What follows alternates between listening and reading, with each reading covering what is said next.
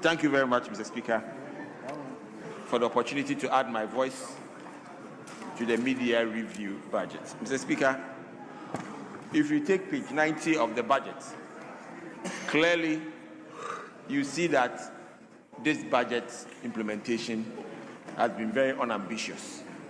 In fact, if you take the figures for revenues for the 6 months, the government could not meet its targets. If you also take expenditure, total expenditure, on page 90, the government could not meet a target. It's clearly showing that this government has been very lazy with revenue mobilization and has been very lazy with expenditures. Mr. Speaker, if you take arrears, for instance, the government programmed 13 billion. They have only spent 5 billion, clearly showing that they have not been spending.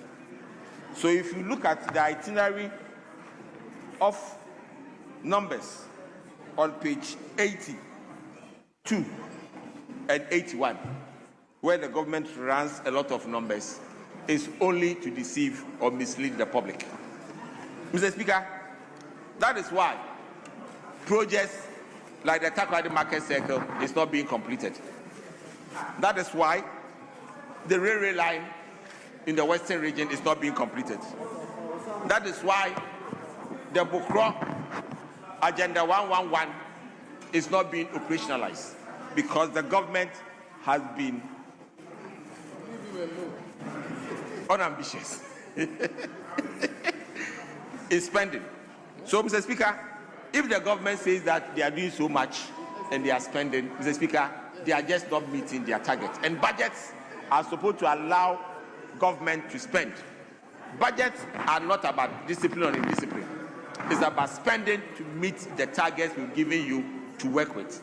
So if this government is not spending the budget we've given and approved for him to spend, it is not about being disciplined. It's just being unambitious.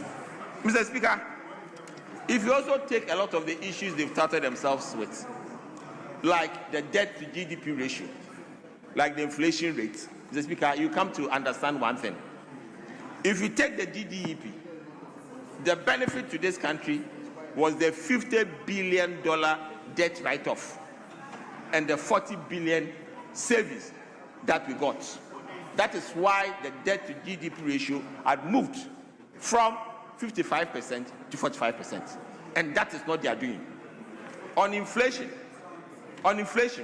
you'd also realize that when we got to 54%, it started sliding all the way to 23.9. So the programming had been done already. The foundation had been laid. That is why today we are seeing an amount of 5.3% for inflation. But Mr. Speaker, the government should understand that inflation is not the same